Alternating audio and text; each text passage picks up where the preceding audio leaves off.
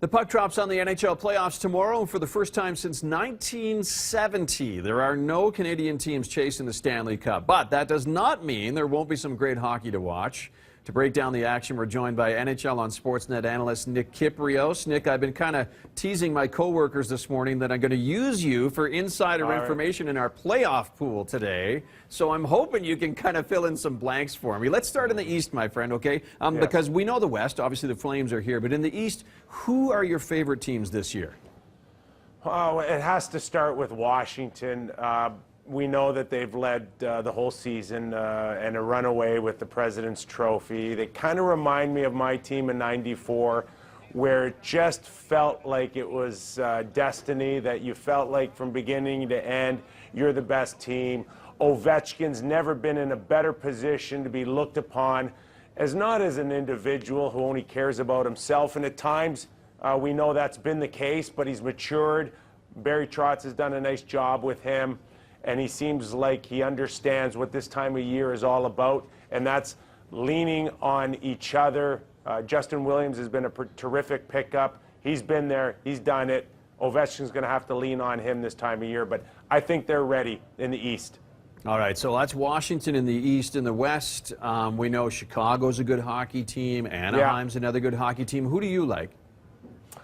I like the St. Louis Blues. Oh, okay. And I've got them to beat Chicago in the first round.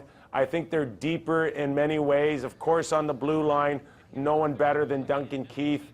And as far as scoring goes, we know Patrick Kane's right there too. But I think overall, and we've seen St. Louis disappoint this time of year. 2 years ago, facing Chicago, they couldn't get it done. But I think their blue line is deeper from 1 to 6. They don't have a superstar like Duncan Keith back there necessarily, but they do have, I think, 4 great guys and 2 in reserve. So it'll be interesting to see if Chicago's got the depth behind Seabrook, Keith, and Chalmerson to get the job done. But for the first time, I like St. Louis in this series. Okay. So you like St. With in the West, you like Washington in the East. What about a sleeper team? Because they always could upset everything, right? Yeah, you're right. Would the Islanders be a sleeper team against Florida? I would say so. No question about that. They're a team that still has a tremendous superstar in John Tavares. I don't know about their goaltending. Really, I think Tampa Bay would be an upset now in many ways. I love Ben Bishop, but outside of that, no Stamkos, no Strawman, so that would be an upset as well. Not favored anymore to come out of the East, Tampa Bay. Most other series are a pick-em, but that one to me would be an upset if Tampa Bay was to advance over Detroit. Okay. And as always, I know you guys talk about this a lot when NHL on Sportsnet. You guys talk about the health of teams and how the guys are doing heading into the playoffs. Is there one team that you think was heavily favored, but now because of being banged up so much, they're kind of lower in the rankings?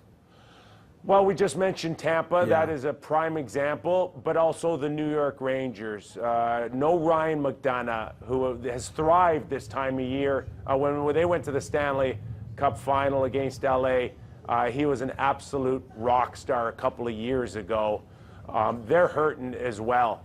We don't know the health of Eric Stahl. I know they deemed him healthy, but that's also a situation that you got to keep an eye on. But to me, the Rangers are so banged up. They don't necessarily, I think, have what it takes this time around against the Pittsburgh Penguins. Minnesota going into the playoffs against Anaheim. Also, there's a Zach Parise situation where he missed the last game of the regular season. Don't know if he's going to be healthy enough to start this series as well. So, but hey, listen, can't use it as an excuse. Every team's banged up. That's what's the beauty of the Stanley Cup playoffs, is only the strong survive. All right, good stuff. Thank you, Nick. I know you have a busy couple of weeks ahead of you. Enjoy the playoffs, my friend. All right. You as well, Ted. Thank you, Nick. You can catch Nick and the rest of the NHL on Sportsnet broadcast crew, by the way, starting tomorrow night. 4:30 is when they hit the airwaves tomorrow, Calgary time. First round of the Stanley Cup Playoffs kicking off on CBC, Sportsnet, and Sportsnet 360. Do not forget to join the action yourself. The 2016 NHL Bracket Challenge is happening. Hit up sportsnet.ca/NHL Bracket for details. And Pooley's Sportsnet.ca has a head-to-head kind of team-by-team breakdown as to who their analysts are favoring, stats, all kinds of stuff. You can get lost in there at work today. Sportsnet.ca, and just follow all the links on the NHL.